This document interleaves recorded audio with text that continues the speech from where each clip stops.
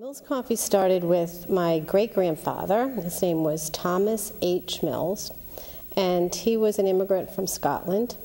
He came over probably around 1860, not 1860, but probably around 1860, maybe even a little bit after that. And he started the Mills Tea and Butter Company. And it was, it sold teas, butters, and oils, all kinds of oils. And eventually he actually expanded it. He had little stores everywhere from Hartford to New Bedford. And he eventually added a coffee roaster.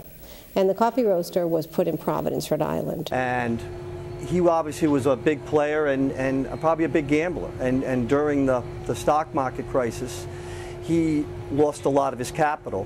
And they kept one location, which was on Thurbers Avenue in Providence.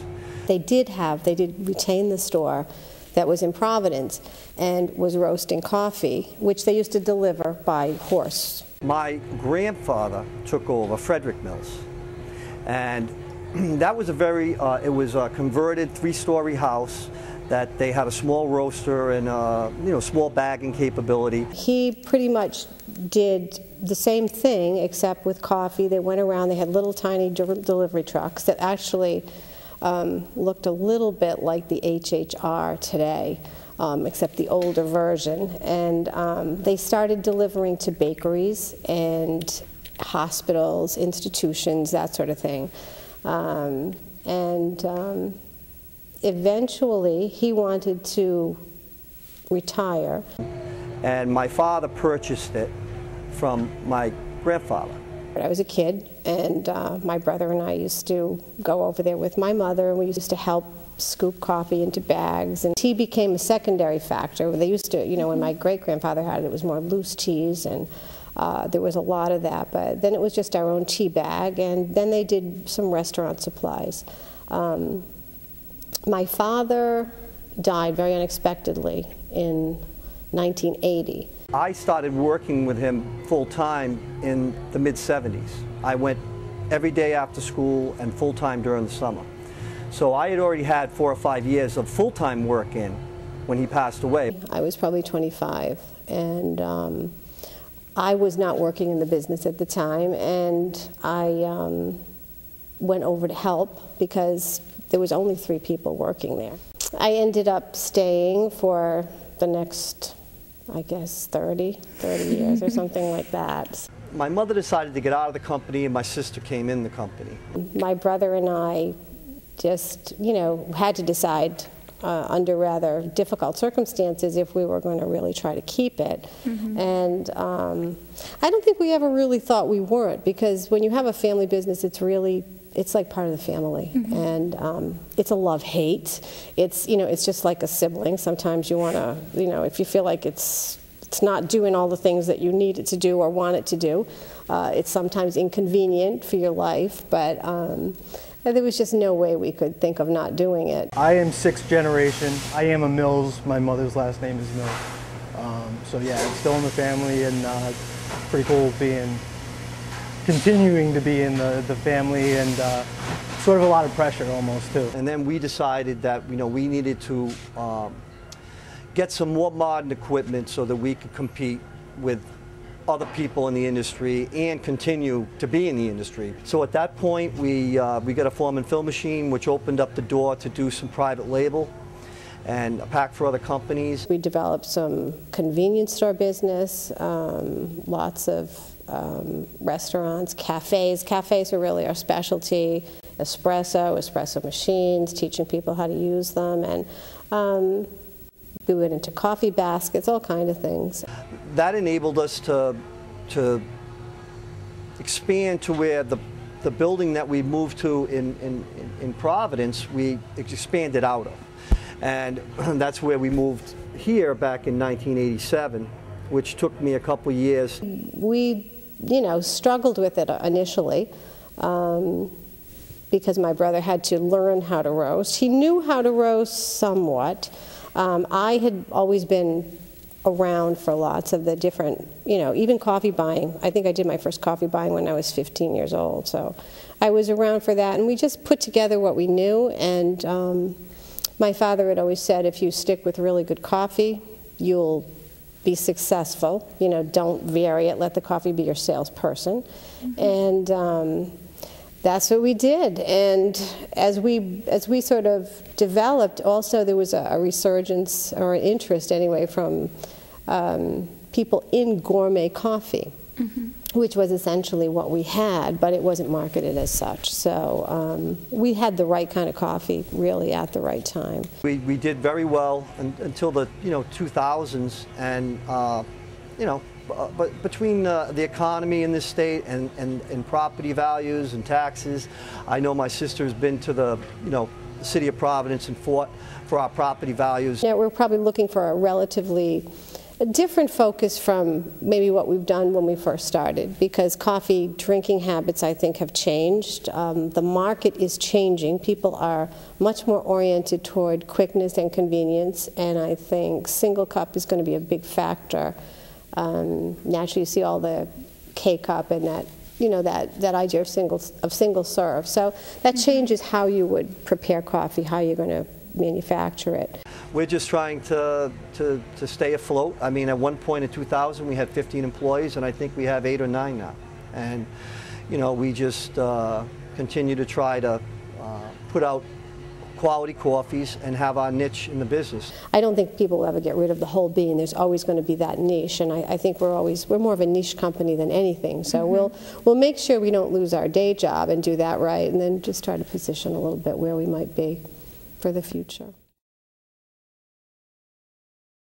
Well, I think the most fascinating part of the business is the origin. All coffee came originally from Ethiopia. And I guess like a princess received a small coffee plant as a gift, and they smuggled it to Yemen, which was across the Red Sea, I believe. And it kind of sprouted everywhere else from there. Where the coffee comes from, it's incredibly interesting, and it's very addictive. And I think, it's the type of thing that people discuss over it. People have to have it in the morning. People, you've decided a lot of things probably over a cup of coffee, and sometimes you won't talk to anybody until you've had a cup of coffee. But when you know actually where it came from, I think it changes a lot of different things. Coffee's grown a lot along the equator. And it's grown at relatively high elevations. We get coffee from Brazil, the Caribbean, Jamaica, Hawaii.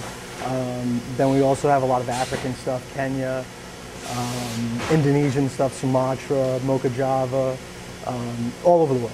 Most of the places that we deal in are smaller farms.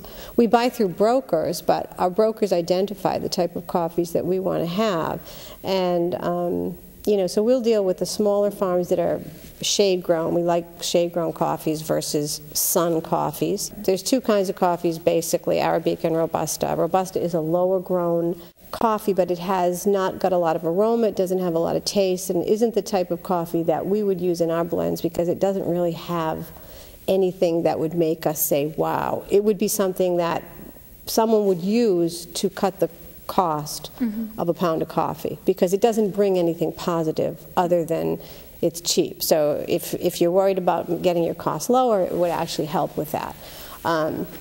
So we're dealing with the Arabica coffees, and then once you get into that sort of arena, now we use EPs that are European prepped coffee. It has fewer defects than American prepped coffee, which are APs. One coffee tree will produce 1 pound of coffee. So you can imagine how many trees you actually have to have to produce coffee, because each time we buy coffee, we're going to buy about 250 bags of about 150 pounds apiece. So just to get that in, that's going to require a relatively big area.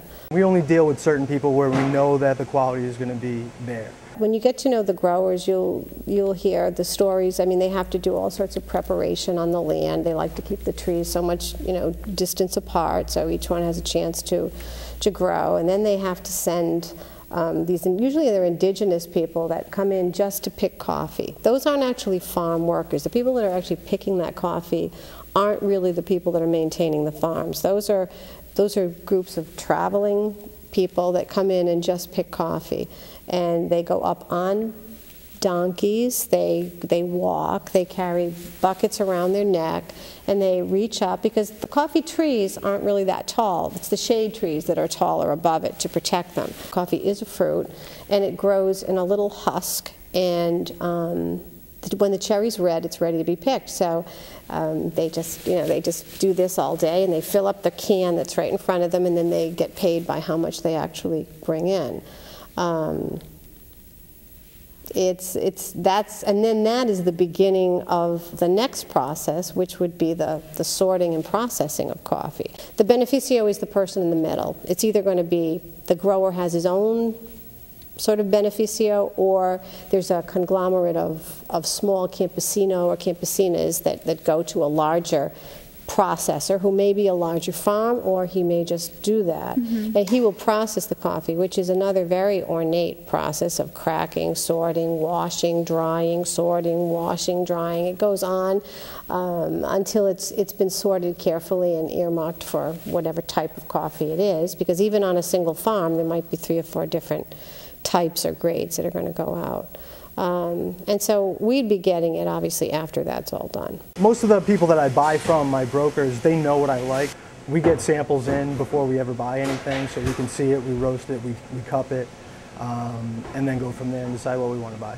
We get coffee in from all over the world, and it sits in a warehouse, so we actually in-weigh it when it comes in, and I have to figure out what we actually have, what we got in, what we should have, what we don't have. Some coffees we will roast up as single origin coffees, because the single origin coffees are kind of a signature of a quality roaster, to know that we have coffees from, say, Colombia, from Kenya, from Ethiopia, and they're more of, they're a pure product. They're not always your very best coffees, though, because the best coffees, in my opinion, are blends, when you can blend characteristics. But we get the best of what we can for single origin, and coffee involves education, and I think having the single origin coffees is how we teach people about coffees. If they say, for instance, categorically, an African coffee, whether it's from Kenya, Ethiopia, Tanzania, they're going to have some characteristics in common. They're going to have relatively high acidity. They're going to have very bold, strong aromas. They're not typically the coffees that would be liked here in Rhode Island, but they're great coffees. They're a little bold for the taste, I think, that I find here. Here you find, you have your Central American, Colombian drinkers.